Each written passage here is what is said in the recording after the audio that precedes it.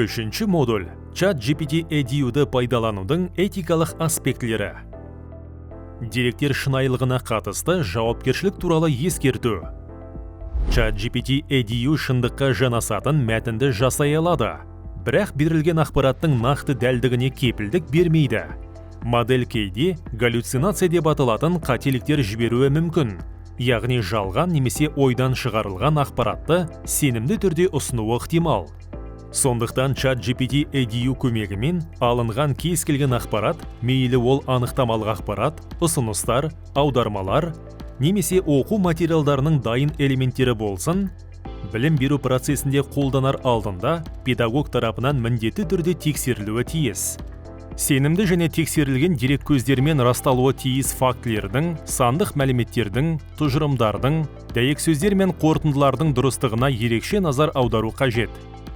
ChatGPT жауаптарын адам тарапынан талдауды және түзетуді қажет ететін бастапқы жобалар ретінде қарастыру ұсынылады. Жасанды интеллектіні пайдалану кезінде білім беру сапасын қамтамасыз етудің негізгі шарты педагог пен білім алушы арасындағы педагогикалық өзара әрекеттесудің этикасын сақтау. ChatGPT EDU-ге жүктейтін кез келген ақпаратты тексеріңіз. ChatGPT EDU-ге жеке немесе құпия деректерді жүктеуге тыйым салынады. Жеке деректер бұл адамды тануға және басқалардан ерекшеленуге мүмкіндік беретін деректер. Материалдардың академиялық және кәсіби стандарттарға сәйкес келуін қамтамасыз етуге де жауапты екеніңізді ескеріңіз. Ақпаратты қолданар алдында оны міндетті түрде тексеріп өңдеу қажет. Педагог генеративті жасанды интеллекттің мүмкіндіктері мен шектеулерін ескере отырып, тапсырмаларды жобалауға, академиялық адалдық стандарттарына сәйкес, рұқсат етілген көмек түрлерін көрсетуге, сондай-ақ тапсырмаларды ChatGPT EDU-ды қолданбай, орындау мүмкіндігін қамтамасыз етуге міндетті.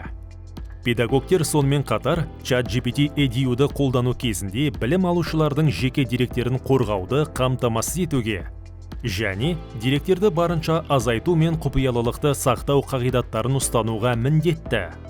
Жасанды интеллект жүйелерін пайдалану педагогикалық тұрғыдан негізделген болуы тиіс және білім алушылардың оқу нәтижелері мен дамуына қажет болған жағдайда шынайы педагогикалық тәсілдерді алмастырмауы керек.